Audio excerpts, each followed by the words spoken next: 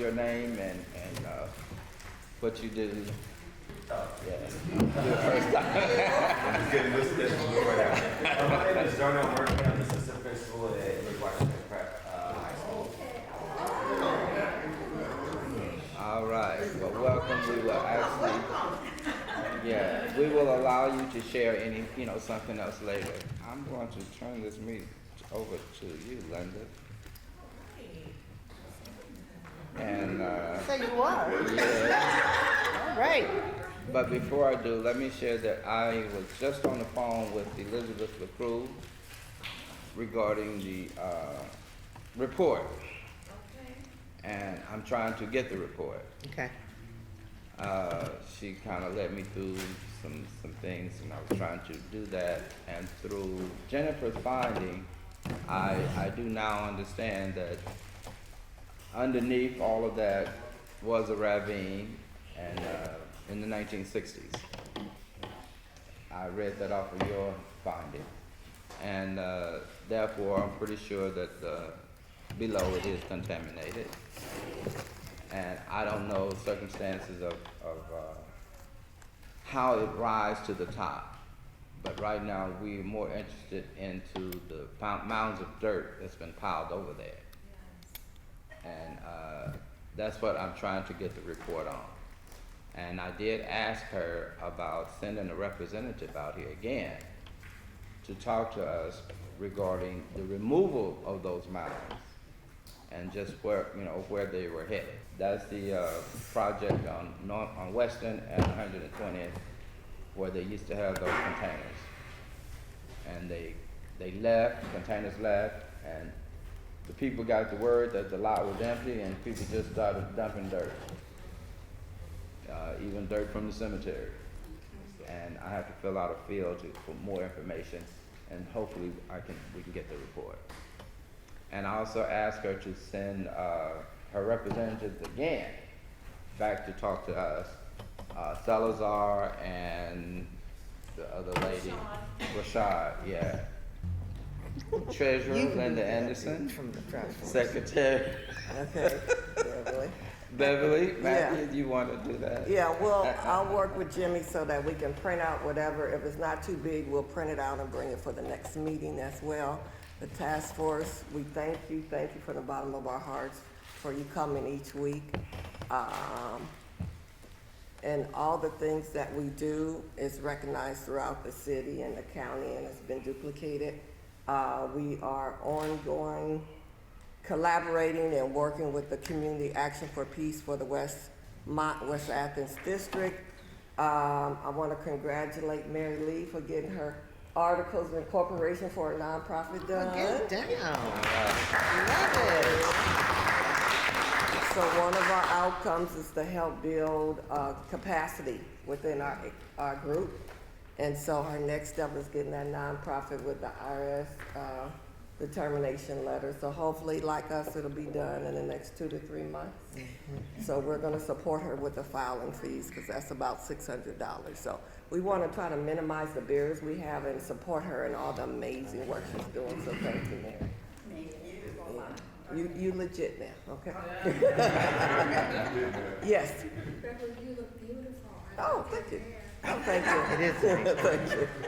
The task force, so we're looking at innovative things. So we're working on a water project proposal and our amazing network. So that's due next month. And God's opening up so many doors. So we're getting, we're being able to network with people who know what they're doing, and we can be informed of what we're doing. So the proposals we do, we can also tweak and use it for other things. So they love our website. They love what we're doing, from doing the Easy Wheel with the driving to the reading program, just community coming together. So our goal is to work with everybody as much as possible and bring them in. And you got to help them feel comfortable. You can't go out and say, you're not doing this, you're not doing this. How can we help you reach your goals? We all can't do it by ourselves, and it take a miracle. That's why we pray before we start our meetings as well. But just letting you know that the task force is busy working and applying for grants and proposals, and that whatever we do, we want to when there's stipends and positions, we want to offer to you first and then to the greater community. I know many are retired and don't want any more taxable income. But how do we build that leadership and capacity?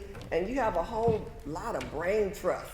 So we got to share and leave your legacy of helping the next generation come aboard. So that's the purpose with the water grant, being able to educate elementary, middle school through high school, and then a job training component, because they have a lot of people getting ready to retire, but they need to train the next generation to take their jobs, and it's livable wage jobs. So as Vince out there, everybody, we on the phone till 12 o'clock midnight working on this stuff. So we do it because we love our community and we love each and every one of you. Oh, and Tina McKenna, who was here last week, is giving us $5,000 from the Congressional Black Caucus. Thank you, Vincent, for opening up that door. But people are paying us for what we're already doing, so it helps build the capacity. So people always ask me, when's the next driving school opening up? So our goal is with the technical training that we go to once a month, we have evaluation components. So when we partner with other people, we got to make sure we get in line with how we going to do the program, how we going to evaluate what we're doing and the effectiveness of it, and that we pay you in installments as we get the things we need to have for the program to continue. So they love what we're doing, and we love all the different entities and brain trust and experience, whether you retired or you still working or you out in the streets like Twin. We need each and every one of you. So shortly we should be able to post our meetings that Michael's doing with LA Film Kitchen. He does an average of 10 hours a week. He turns it around in 3 days, the filming and the photos, and then our elected officials that come want the photos to show their outreach. So we're helping each other as well. So anything that you feel you need or want, please let us know, but we're here to serve you. And so we're doing some jobs ourselves until we can add in more people. We don't have staff overhead, so we're able to do more direct service.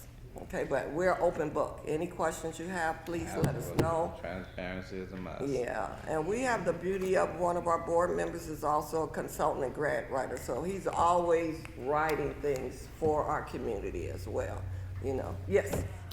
My question is about, would you all be planning to have like periodic updates on all of the different programs that the task force is involved in? Just Sure. letting us know, like, hey, maybe quarterly or something, I Sure. don't know, like, hey, this is the status of Okay. all wow. the different things, you know. like, Well, it's actually, very important. we do. It's not necessarily quarterly. It's often, really. Sometimes it may not have been in writing, but when it's like the progress of the reading program, how are we doing? You know, what's going on? The kids that we're reaching, and then the aftermath of what happens at the end of it. You know, those type of things I'm sure that you want to know. Well, we actually continue to do that during the meetings. Now, we are one of the only organizations that meet weekly. There you go. So sometimes you may miss it, but now that we have a website, you'll be able to find it more. And we'll, Okay. yeah, and we can Okay. post it on the website as well. Yes. With the programs and updates and outcomes and what our goals, objectives, and how we're doing, if we need to tweak anything. Yes, so our goal is to be very transparent as we move forward. One of the things we're able to do with our grant from the County Office of Violence Prevention is to do the website, is to get help with business violence, is to do our core work, which is to outreach and engage, and then do our programs as well. And then also the business capacity building, so our insurance, business filing, our accounting, we're into it, all that stuff. The organization has been primarily volunteer run, so now that we have some funding, we can get those things in place. And also, as you said, each one teach one, and share it with the others as well. I had talked to Culpeper, and I talked to Keith Baker, and they still want to do this summit, and we calling it more or less a peace summit, more so than as a result of the Death Valley article, because we want to take that word out, because we don't want people to hear that and declined to participate. So it's like when we did the softball league when Ronaldo, take out gangbangers playing. Okay?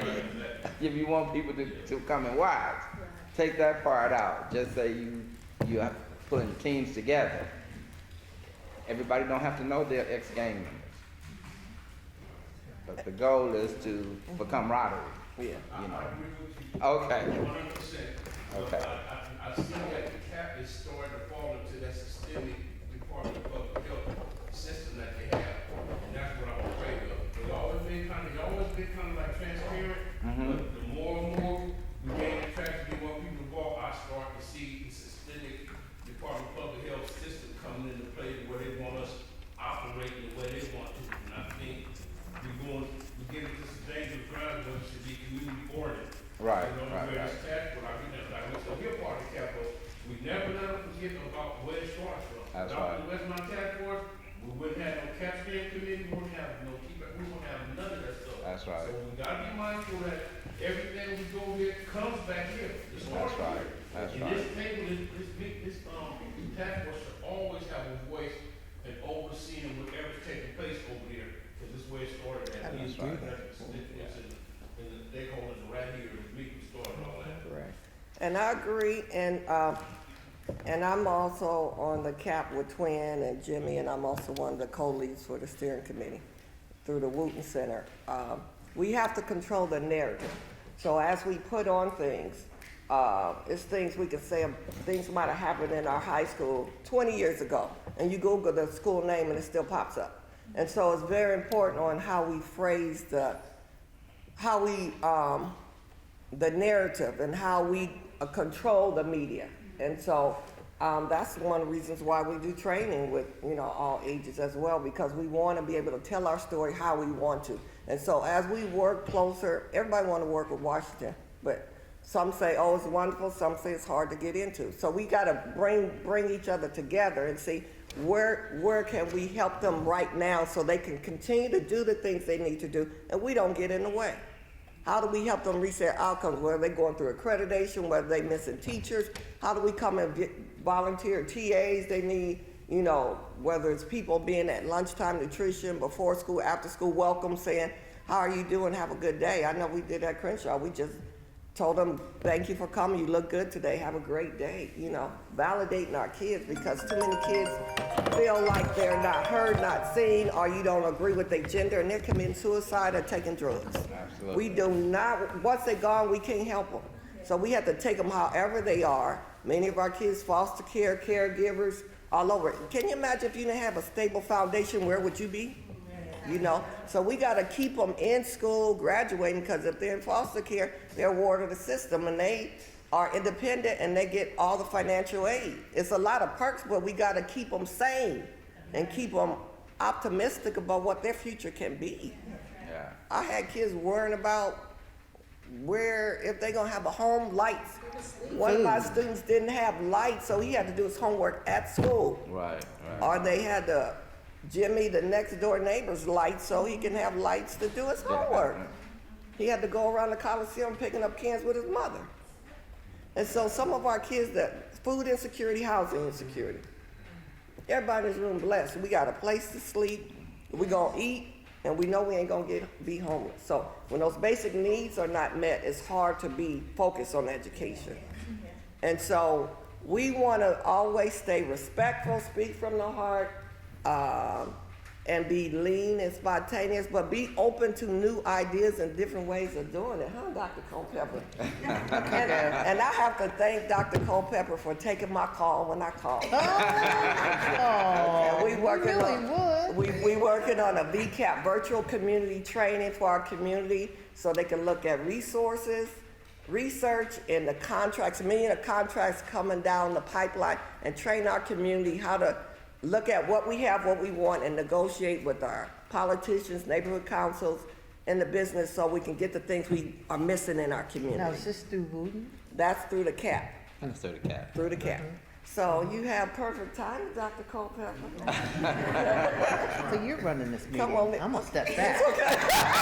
I'm gonna step back. Welcome. Yeah, they did time my voice. Yes. Am I being introduced? Yes, you are. Oh, yeah, she's got it. Yes, Well, it's good to see you. you do. Good to see all of you. I apologize. I'm really running in between meetings. I have a meeting with Mayor Bass in about 40 minutes. So I Okay. need to drive downtown. But I needed to stop by and be with the community. Introduce and yourself. I'm Dr. Anthony Culpepper. I'm the president of Southwest. So I have some good news, and so I'll hit these 3 points, and then I'll be on my way. Okay. So as you know, the bond measure had already passed. It passed several months ago, but we've been working with how the distribution across the campuses were going to occur. And so part of our bond measure that I want to announce today is that Southwest College has been able to secure $28.4 million to build out all our athletics fields. All right. Nice. We're bringing back now that football is well grounded. We are 4-2 Go Cougars. Winning season after 10 years, our first winning season. So the Cougars are doing very well and on the field, but even in more so in the classrooms, we have an average of 2.5 GPA for our full-time athletes, and that's the most important part of it. But they're also doing well on the field. Our games, we have a home game Thursday night at 6 o'clock. You are all invited. Come and root the Cougars on. So let me move past that. So with the bond monies, as we build out the fields, we will be building in a tennis court. And so we will be refurbishing the track and field. The field already looks great at Cougar Stadium, but we're gonna do some upgrades in that area. We're certainly gonna be building out our baseball fields, our softball field. The middle field there is able to be a multi-purpose field, but we're looking at it to bring in soccer. And so we are literally building out from our athletics program. Now, some of you may say, well, why is this a part of our mission and vision? Some of you who have been around Southwest College for many years, you know that our athletics program has always been the foundation of Southwest College. And the uniqueness about our athletics program is each student must be a full-time student that comes to the campus. That is important because our apportionment is based on the number of units that our students take. And so since our students will be taking full loads versus part-time or maybe one class, that puts us in a position where more apportionment comes to the college as we continue to recover and build up our enrollment. So I'll transition to enrollment now. Our enrollment for this fall, since the fall session has already started, our retention now is the conversation that we're having. We've been able to make sure that we're retaining the number of students that started. I said before that we were servicing this fall compared to last fall an additional 500 students. And so right now with our consensus date, we're somewhere about 490. So we're retaining the bulk of those students from academic semester to academic semester. And that's a big deal, especially when you look at the demographics of it. Most of those individuals who have come back to school are males. And so our male students are returning back to school. And you know, this school is mostly the queens of the school. Right? Queens always is there, you know. You don't have to worry about them being there. But now we have our males coming back, and they are very strong, very academically focused, as well as athletics. Lastly, and I saved the best for last, okay? Like the wine, right? I saved the best for last. Maybe I shouldn't be talking about wine, right? No, it's all right. That's all right. But you get the spiritual one. So USC will be going through a refurbishment of their baseball fields. So we are in discussions with USC to bring their teams to Southwest College. And And so this is breaking information. Hot off the press. Come on. Well, hey, the community needs to get stuff hot off the press. Yes, Yeah. And so we're looking at and we're in conversations with them Wonderful. and you know let's hope for the best that they Absolutely. will sign off on that agreement. And for two, my understanding is they're looking for 2 sports seasons. That's almost 2 All right. years. To Yeah. be at Southwest College. Oh, Nice. that's awesome. And so That's awesome. with the resources that we'll receive from that will help us to build out Absolutely. our Absolutely. own baseball and Yes. softball teams, which you know requires coaches and directors and this and that and another. Okay. Well, I'll certainly be back to give you any updates All right. on that. Okay. Along with that, Dennis Gilbert, who is the philanthropist that built out the fields originally back in 2009, somewhere around there. He is still very much, as a matter of fact, we met with him and his team yesterday. And so not only does USC give us a 2-year time period to build out our own sports programs, Dennis Gilbert and his team is the after. Right? They're coming After after support. that. And so that's the continual maintenance and Okay. support that he's committed to do as we move forward. That continues to allow Southwest College to bring our community of kids, if you will, our young adults who are playing high school football, basketball, track and field, swimming. The pool is blue. I don't see no more posts I on the love it. internet. The pool's been blue for 9 months. 9 months. But we're bringing swimming back, and we're really looking forward to not only the men's sports, but certainly the women's sports. Our women's basketball team takes the court this season. Okay. So make sure All right. you All look right. out the Instagram. The schedule is already there for our women's basketball All right. team. Looking forward to Coach Chevalier leading the Cougars to a winning season. And so these are all the wonderful things happening at Southwest College. And so we're continuing to move the college forward. And so if I can answer any questions or if there are any comments, I'll just pause right here and open myself up to those really quickly here. Hi, Dr. Culpepper. Thank you, Beverly Matthews. Yeah. Cap. I hear you on this, Matt. Okay, perfect. I know you're a busy man. Any update with the recap and the PCR? Did you see my email Was it recent? last night? Okay, no. Okay, just last night. Okay. Yeah, so I sent an email. Oh, we have a new, I think I announced this last time, didn't I? Maybe. The new What? vice president of student services? No. No. We have a new vice president of student services. Her name is Dr. Angela Alfred, Tangela Alfred, Dr. Tangela Alfred. She is the new vice president of student services. She was one of our scholar deans, if you will. And so she's now been promoted and she's accepted the position as vice president of student services. Okay. We also now have a vice president of administrative services, and his name is Mr. Blasher. He is coming from the district office. He currently serves as the director of auditing for the district, and so he's coming to the campus and he's going to be our vice president of administrative services. So the president's cabinet is now built out. I love it. Nice. Take those hats Yes. off and put them on 2 other very, very qualified individuals who fills out our administrative team as we move forward. And so I sent an email Okay.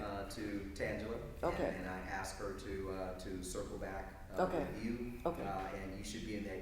You should see all the individuals in that email. Okay. And also sent it to Jennifer Shetland, who is our coordinator of event planning. Okay. And she'll work with you to identify the computer room and all that. Okay, that you all need, wonderful. to set up. So And it's a go? It appears to be a go. Okay, I didn't thank get you. any pushback from the academic senate or the curriculum committee, so Okay. as long as it's a workshop for the community. Yeah. And I said that Ms. Matthews has been gracious enough to even extend if any students want to be Yes. a part of it, they can also come and participate. Right, right. And so you should see that email. It's in your email box. Awesome. Hopefully. It's Okay, in the your email. HBCU, how's that going? So the HBCU, remember, we are local, right? We're the KCC, the LACCD, HBCU, that's where we are here, right? So we have reached out to Congresswoman Waters. We sent her the resolution, and she and her team have it in their possession. And so now we're working on that timeline where she and I can touch base and see how we can frame this for the Congress, right? Okay. So that's where it is right now. So remember, the pot of gold is at the federal level. Yeah. Right. And Right. so that's why we need our contacts there. I do know that Michelle Henderson, our first vice president of the Board of Trustees of Los Angeles Community College District, has also been in contact with individuals in Washington D.C. She and our Chancellor Rodriguez, and so we are working all these angles, and it is a working of angles because we're trying to do something that has never been done before. Right? Absolutely. And we're trying to do something that's never been done before. You find yourself, it's a struggle. It's a struggle. We're trying to acknowledge, or get them to acknowledge, that the history of Southwest College and all of its uniqueness, if in fact Southwest College had been allowed to move forward with its initial planning, which was within the late 1950s, when Odessa Cox and the others began, bringing this whole thing together. There was a delay. There was a delay in getting the groundbreaking and everything done for Southwest College. During that same time period, the statute was being written for the predominantly serving black institutions, which we now call HBCUs. And so when the Higher Education Act was completed in about 1964, remember Southwest College had its first graduating class and an accreditation process happening in 1967. So we were 2.5 years off from being within that time frame where we could have been identified as a historically black serving college institution. And so we're trying to get them to recognize the time period and the context that was going on that hindered and slowed down that process. Absolutely. So it's something that's never been done before, right? But that's why we're here, right? All right. We're here to right things that are perceived to be wrong, and try to make things right. So it's a job, it's a work, but we have people in the right positions, individuals who really care deeply about Southwest College and its success. And if this can be done, and I'm going to be more even aspirational. When it's When it's done, right? absolutely. When this is done, Southwest College will have resources at a federal level being recognized as an HBCU. And so we're going to continue, as long as I'm here, we're going to continue to fight. We're going to fight that fight, and hopefully we can continue to make headway. You know how Congress is. Yes. It's a process. It's a process. Yeah, yeah. Well, Dr. We're Culpepper, working on it. they have brought the right man 1 and in to, I had raised my hand. No, I said 1 and 2. And And 3, okay? Are you running this meeting or Yes, am I I running this meeting? Okay. I was asked to run this meeting. Dr. Culpepper. I want the hats to come off of the chairs. Dr. Culpepper, thank you. Take over. And thank you, Beverly. Two Do I things. need to take over again? You give me a job to do and it's taken over. So, wait a minute. Two things. Yes. When is the Turbotron gonna get up and lit Thank you and for all asking. that? I mean, that is so important. That is so important. Yeah, I mean, we live in the neighborhood. So this, I didn't want to take too much of your time. I know you slipped me in, so I didn't want to be, That's all right. take too much of your time. But the jumbotrons.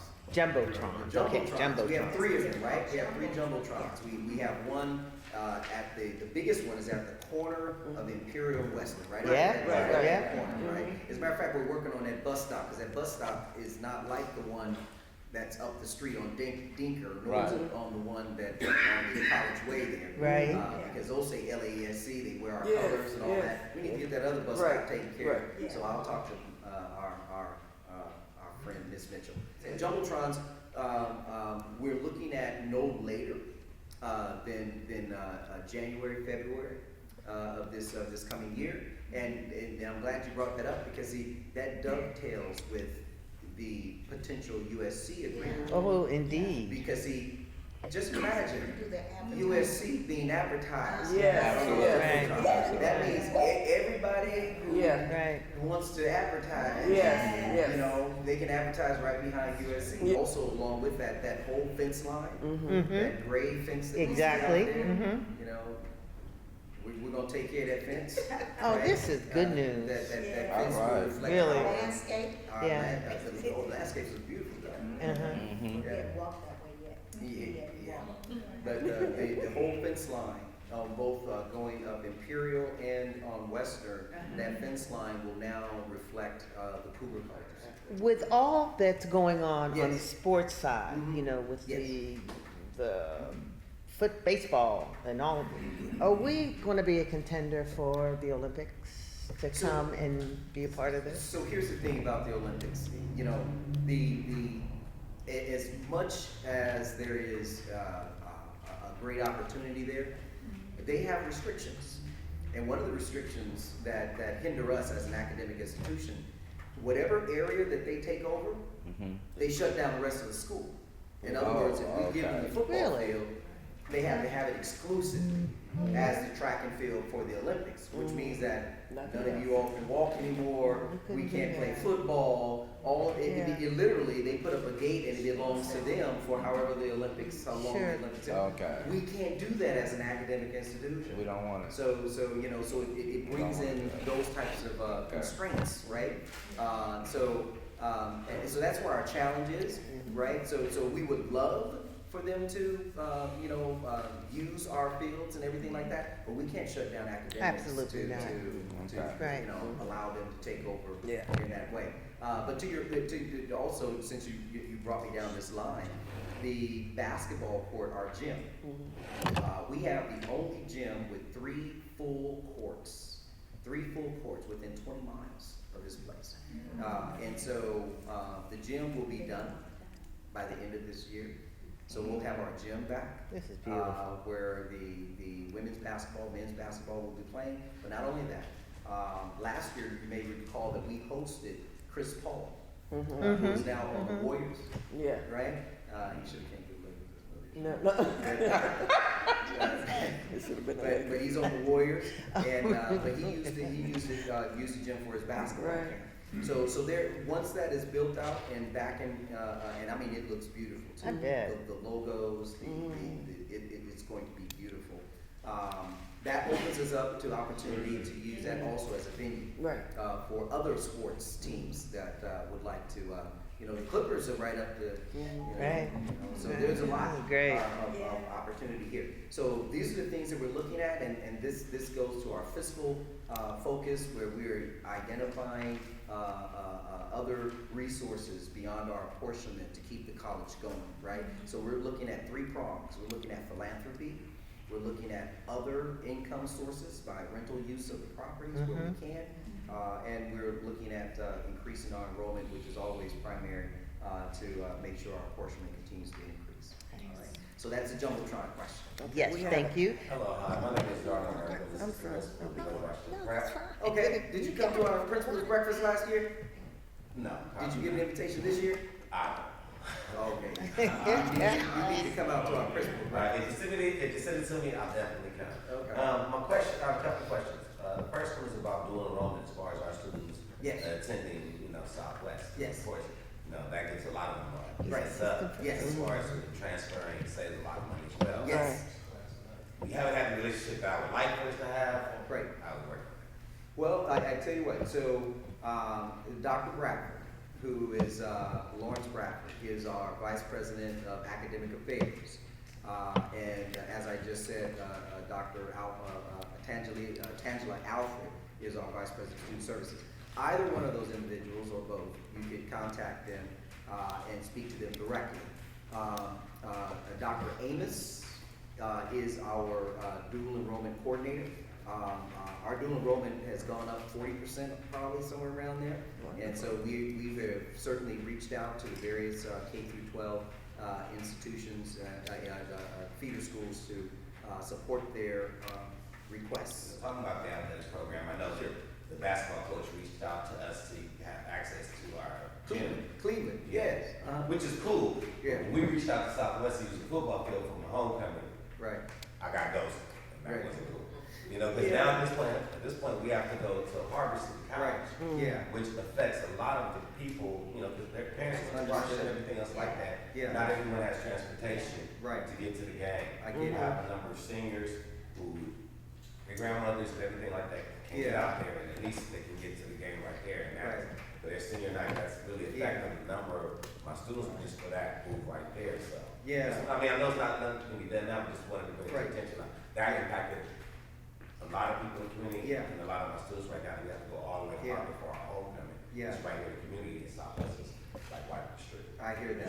You know, the challenge is that everybody wants to be on Cougar Field. We have a waiting list to use Southwest College's field.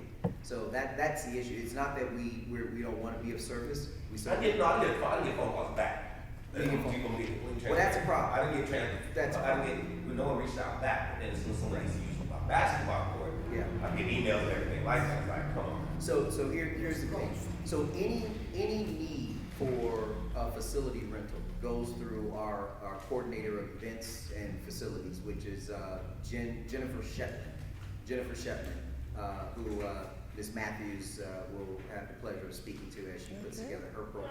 Yes, man. Really? I'll take that back to the blog. I'm sweating. Yeah, well, actually, Just trying to do some- before- Dr. Culpepper, thank you very much for coming to share. I want to say thank you. Good story. Thank you so much for what you do. And actually,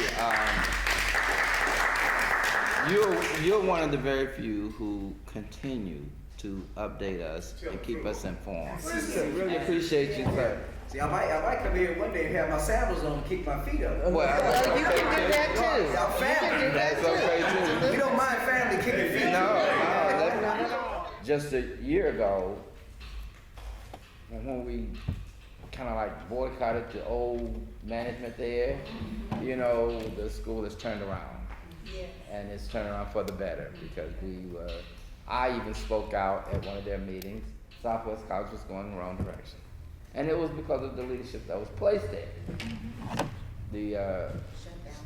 She was like fired from San Diego, and then the guy places her here. And it's kind of like, come on. But anyway, we're glad to see things. She was terrible. way Took we- out dance and music, Nursing. took nursing, took Nursing. football, Yeah. all of that was taken out of Football. the school. So. He's the right man Well, for yeah, the he job. is. I mean, he's That's right. rising to the occasion. So, and you know, that's a gem in our community. That's why I am so focusing on this jumbotron because it is such a great opportunity to see that stand out. Okay. On TV and all the means of communication, we're gonna be out there, and we're gonna be sprite.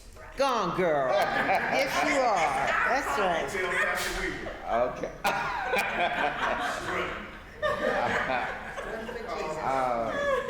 Jennifer, did you have anything you want to share or say? Or? Bring us up to date.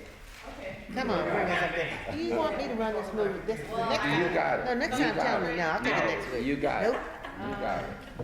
So, Jennifer Yep. Marie Williams, I'm the LA County Commissioner, this is the County Efficiency Commission. Serving this district. I will give you an update on the commission. The Department of Economic Opportunity has been slacking.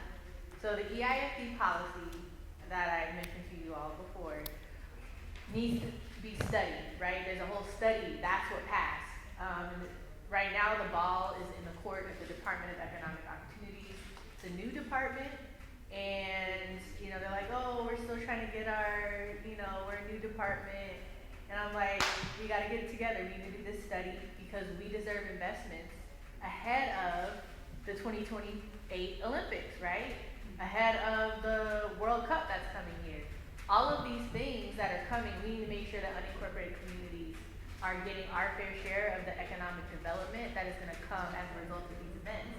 So it's important that we do this study so we can get the county to invest in the infrastructure that we deserve and need. Because we're gonna have people all over the world come here, right? And they're gonna be driving and, you know, we want to show pride in who we are as unincorporated community, right? And we need that investment from the county. So if you all would like to help in that way, you can email the Department of Economic Opportunities.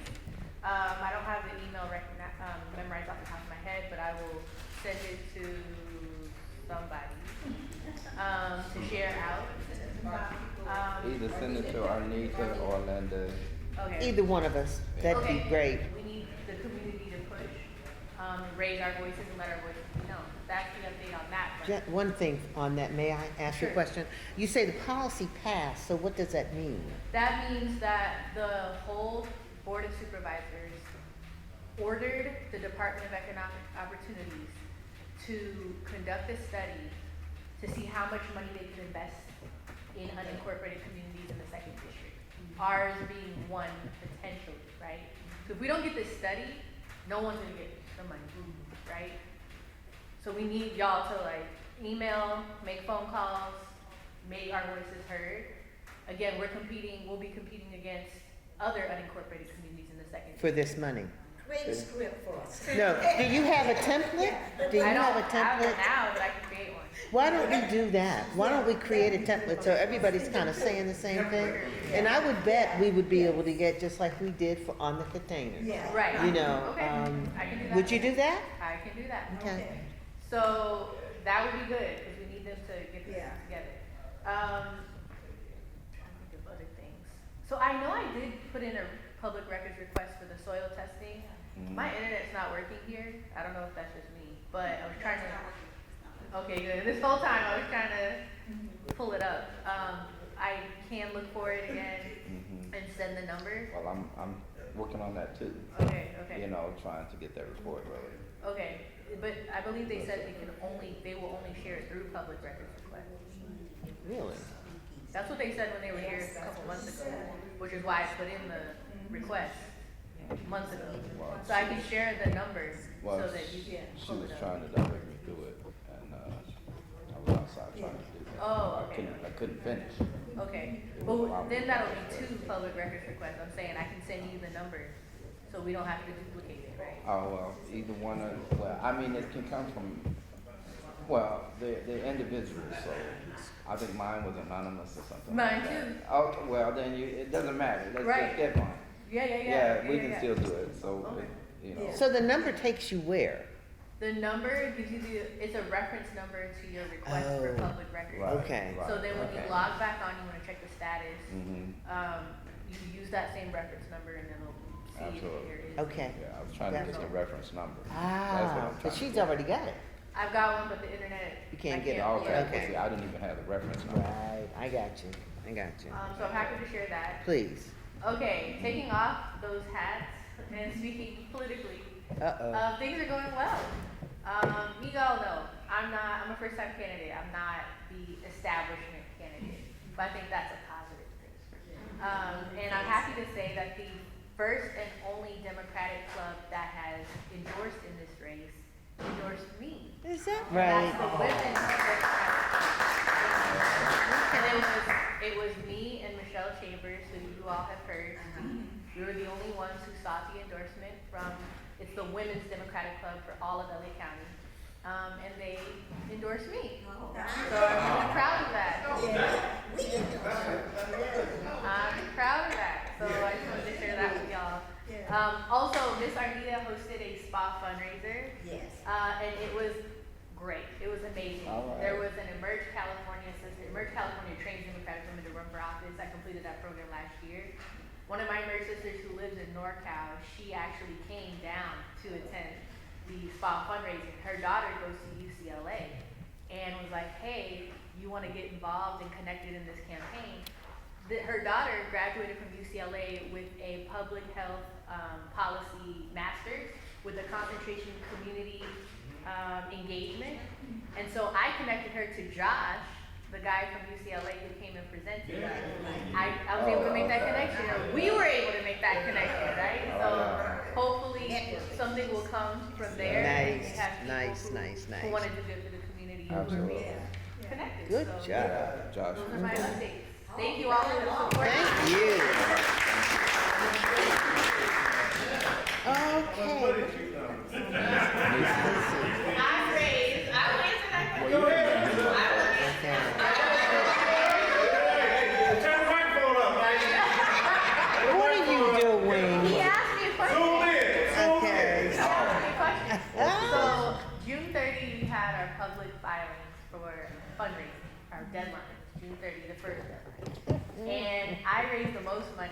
out of anyone else running in this race.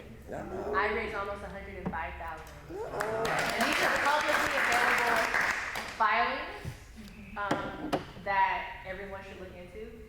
When I say raised, I literally raised. I didn't give myself any loans. We have other folks in this race who gave themselves a $220,000 loan. I don't know where they're getting that money from, but when somebody does that, they're more susceptible to special interests. Absolutely. Oh, you bet. Because now they try to cover their personal loan that they didn't put in, right? Yeah. So we have to be wary of that. So I raised almost 105. The next highest raiser is Alex Montero, Hawthorne City Council member who's also running in this race. He raised $66,000, but he gave himself a $42,000 loan. Oh, my So he goodness. has technically more money than me, but he didn't raise all of that. He gave himself a loan. After that, the next highest raiser was Michelle Chambers, and although she has all of this support, she only raised $33,000. So you have to put in the work. You can't just say, I'm endorsed by so-and-so and so-and-so. You have to put in the work. You have to, yes. And so, but she didn't give herself any loans, so that's good. The next highest raiser was Laura Richardson, who raised $29,000. She's a former congresswoman, violated federal ethics, broke federal ethics laws. She only raised 29, but she gave herself $217,000 loan. And then there's a man, Nilo Michelin, who's on the El Camino Board of Trustees. He didn't raise any money, but he gave himself a $51,000 loan.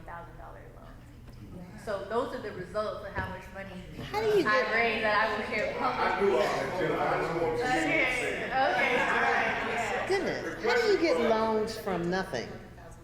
Well, it's, a candidate can put in as much of their own personal money. loans. Absolutely. Personal money. Yeah. So Right. I only share objective, publicly available information. There are rumors about where she would have gotten that 200 something. I'm not gonna Wow, share that. that's all right. Only rumors. That's okay. It's Yeah, just a might rumor. refinance, But so I we don't know Yeah, it's gotcha. a personal loan. That's Gotcha. objective truth. Gotcha. So that's what the only thing I would share is Ways, objective. ways to get it. Mm-hmm, Okay. I understand. All Yes, right. Any other ma'am. questions? No, no. Thank you. Thank you. Excuse me.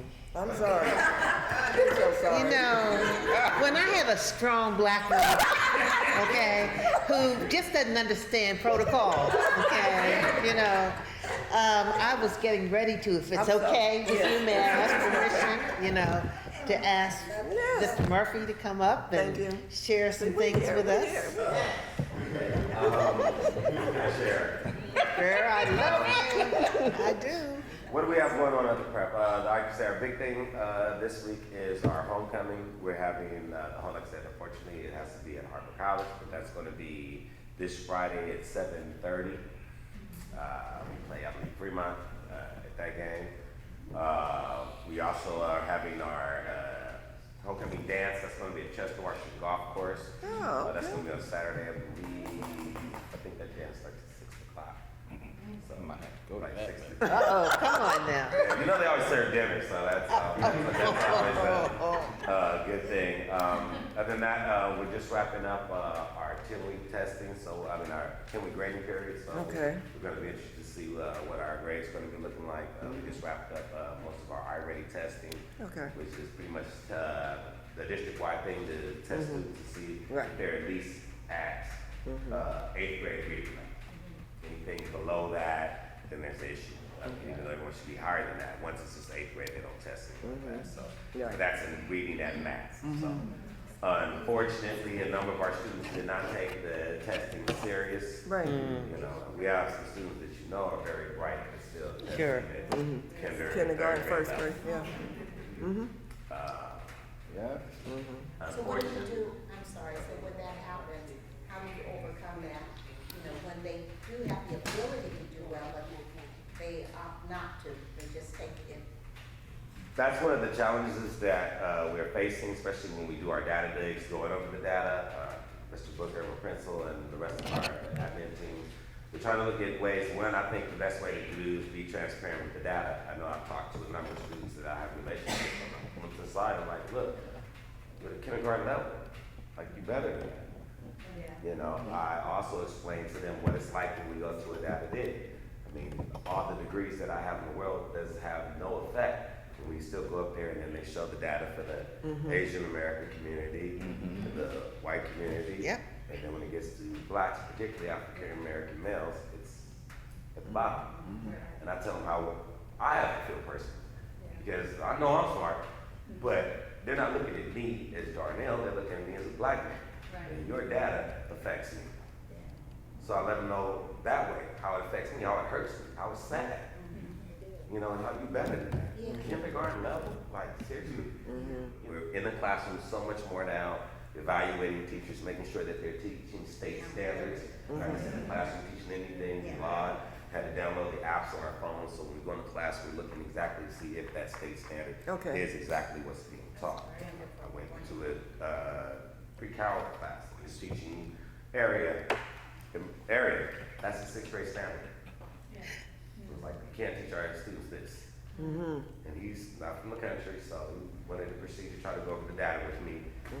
We had to have a conversation in my office. That's not what we do. I can understand there may be a deficiency, but your job as a teacher is to scaffold where they are, where they need, and make that come together. So by us walking the classrooms, that's how we're trying to strengthen the education and making sure that the teachers are doing what they need to do. Because these went finger at the students. But if the teachers are doing quality lesson planning, the 85 minutes and 90 minutes of the students in the class will go by so much. Jimmy? Oh, I'm sorry. Couple questions. One, I've heard a lot about how lesson planning, you know, is oftentimes done outside of the school day, right? And I know that teachers get some time for planning, but if you want quality lesson plans, but we're expecting teachers to do work on the weekends after school, how do you see that in terms of impacting the quality lesson plan? It's not that hard to lesson plan. I've taught in the classroom for 20 some years. It's not that hard to lesson plan. And you get, that's why we get the summers off. Elementary level, you're getting out of school at, usually you're out there at 2:35. You should be in your classroom at about 2:30, but most people leave before that time. You have more than enough time to do your lesson plan. In high school, you have conference periods. That's where you have nobody in your class. More than enough time to do a lesson plan. And then once you've done it, they have templates. You can go on teachers, pay teachers. There's websites. If you want a lesson on astronomy, bam, they got teachers with lessons on it, grade level with the assignments and everything on it. It's just you as an individual. Are you motivated? Because even then, I may be able to do a lesson plan for these students in Ohio or even in Fremont, but that's not the kids in Washington. And then the passion that you bring to it. Because if you're just, like I tell anybody, teaching is, it's entertainment. It's entertainment. I love it. You gotta know when you get in there. Okay. And the more you entertain, I mean, I'm talking a different dialect, different accent, whatever. You gotta get out there and have fun with your students so that way they learn and the lesson is learned. And then when you do one, because now that this thing from the district is project-based learning, we're recruit people to work together because we work together, that's how we get things done. You're not in a box anymore, just working by yourself. So when you try to do project-based learning and the teacher is just guiding the instruction while the students figure everything out.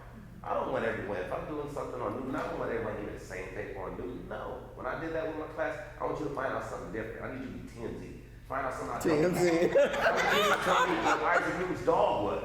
He had a 5 years library about his personal life. I was like, well, really? Wow, it's spicy. But then now the lesson, but he's still there. You know what I'm saying? But then now the lesson is engaged. And now it's just some white dude back in the day. Dude, we got life, and now we can get into our learning. But if that's me, the teacher, bringing this to you. My other question is, what needs to be done at the state level, right, for state senate? What does the state need to do to better support Washington? Like I said, the main thing is like just resources, you know, but really the state can help so much, but what we need is our parents. We need our parents. My Latino community, they come out. And it's that wheel, the squeaky wheel's gonna get the oil. You know, my black parents, unfortunately, you know, the kid will get on their phone because as soon as they, you know, they're in trouble. And now I got 5 parents, Carlos, ready to fight outside my school. But you won't come back to school. Yeah. Hey, Beverly. Jimmy. Go ahead. Yolanda, I said 2 things, right? On behalf of the West Athens Westmont Task Force, my name is Vincent Samuel. So I'm the CEO. Deacon, don't forget the deacon. I'm right here, right? I do a lot of things, don't I? Just open that dialogue, because people forget. But on behalf of us, our board, I came up the other day with Charlotte Newell. You met Charlotte, who was Dr. McKinnon's position? Charlotte Newell. I think that's just briefly. So- Usually when I'm on campus, I'm moving so Okay, fast, and she- people come she- through. I bet you I'm are. working. She's running to get Dr. McKinnon's seat, right? Mhm. We got 10 laptops donated from the Delete Divide project, is that the name of it? Delete the divide. Yeah. So we took 5 up there for your 5 top students. Okay. To assist oh, come on, you're not to go ahead. Oh, I be saying something, bro. 5 to your 5 top students. I already got the students from Principal Booker, Awesome. who was my former student as well. Awesome. Okay. I graduated with his sister, Victoria Booker, but anyway. So you got 5 laptops, Mallett has them, and the other 5 went to Dorsey House. Get out, Vince. Get out, So Vince. you said Mallard has them, Mallett has them, but he knows where they go to. but you know how it goes. Okay, we'll make sure he goes. So It's what- just how, I was just gonna ask him, stuff that we've been saying here, how can we connect our people to your people? Because only right now, 2 of us, myself, I'm being case manager with a TPI program with the county, and librarian, senior director librarian, Mr. Crawl.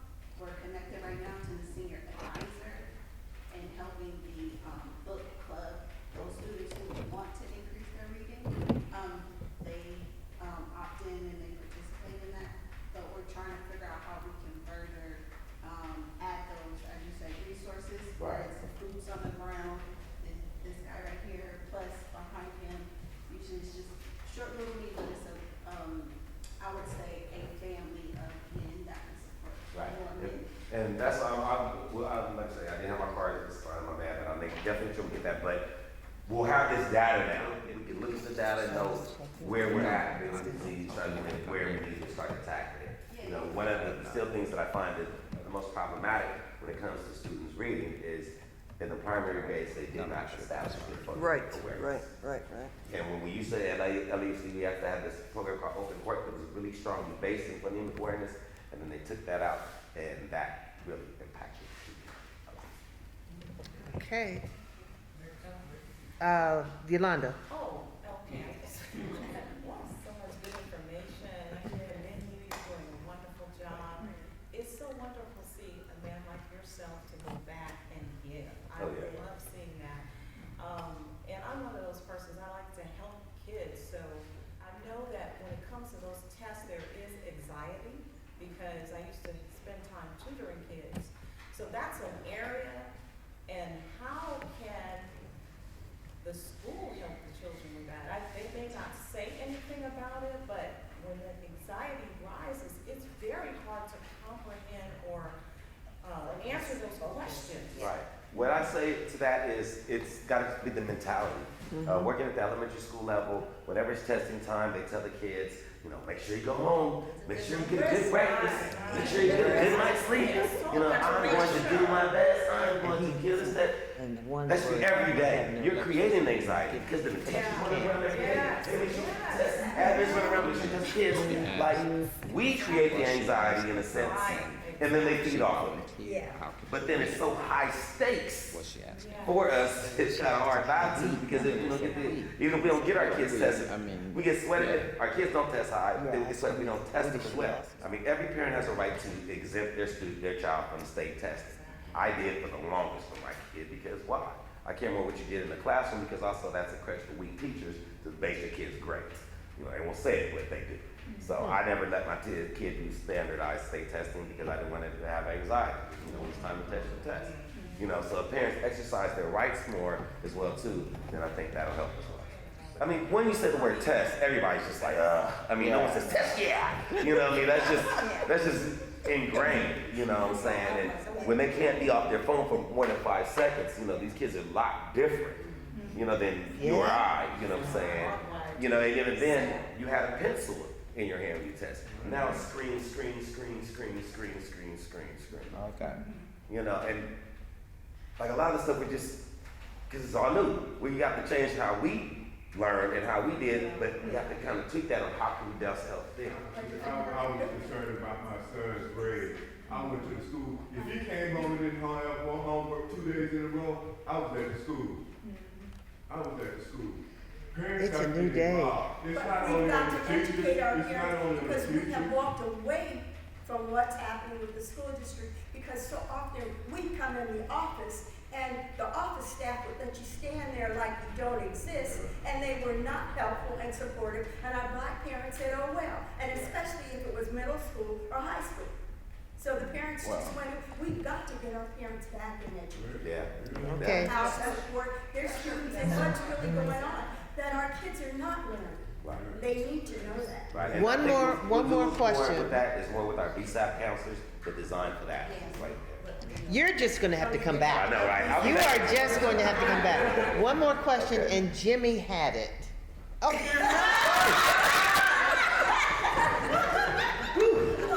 Okay, I'll make 1.5. Come on. No, I'm going to yield to Beverly. Okay, he's I'm yielding gonna to you. yield Come to on. Beverly. Go ahead, and, Bev. Go ahead, I'll ask mine next week. You must come back I will next definitely week. be back. Okay. Definitely be back. Thank you, Assistant Principal Murphy.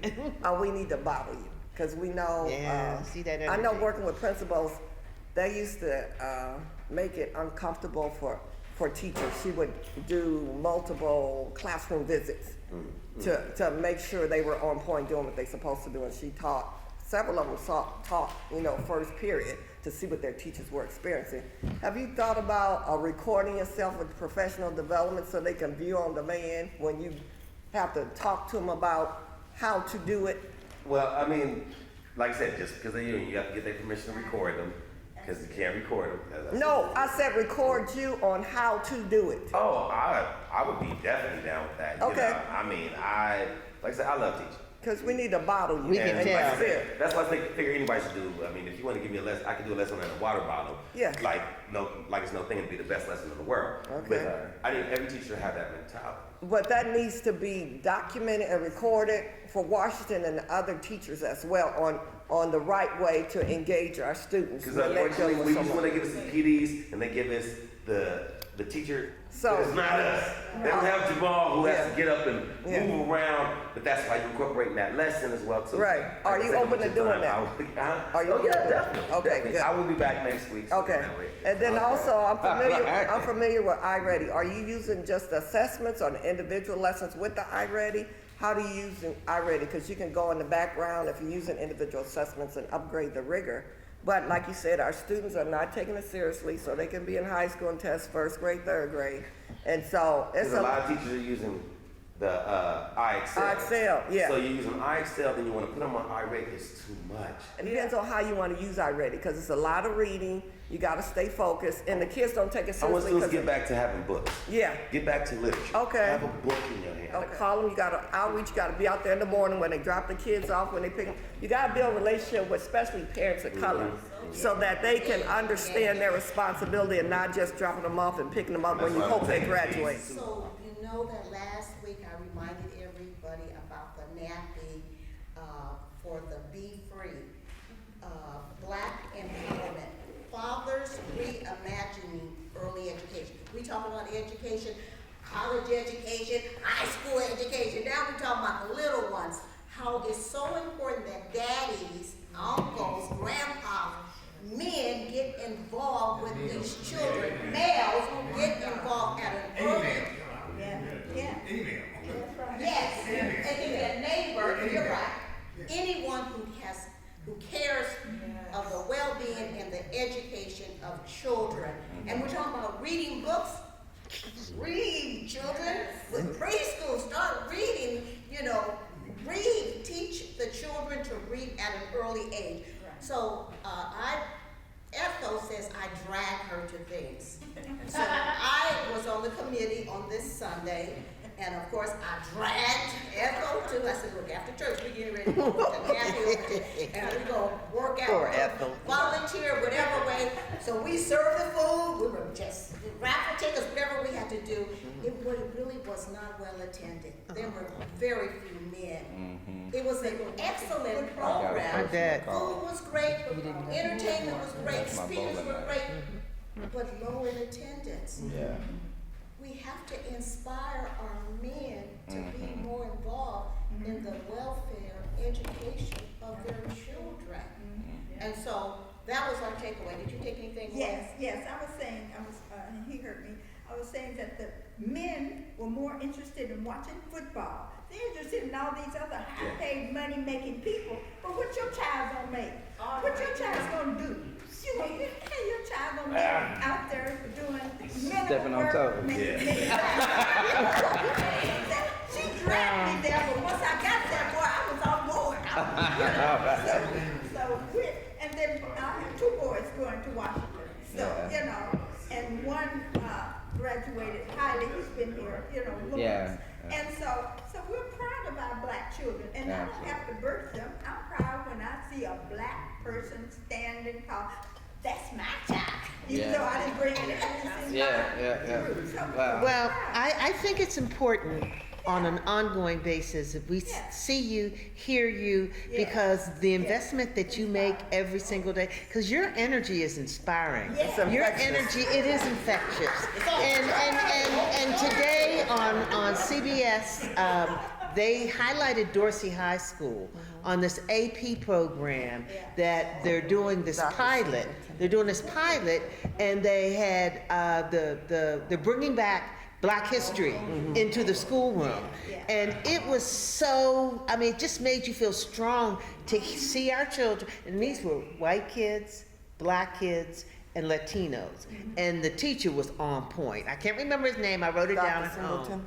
Yes, that's what it was. This is what it's all about. So, you know, you just bring that smile back again, because it gets everybody wired up in here, because we know the investment that we have to make. We used to have kids from Washington, and if you guys remember, I know I don't. remember, they used to come to our I meeting. don't. I was going to ask about that. I They don't. used to come to our meeting and participate, sometimes do a little singing or dancing or something, and we would encourage them, and then on holidays, so let them know that parents in the community are behind them. We're not your mom and dad, but if you have a talent or just want to come and take notes, maybe a class report, make a requirement, you know, give them a little Community point, service. you know, Yes, so for that. welcome. Yeah, grade report, whatever is necessary. Maybe it's part of the PSAC program.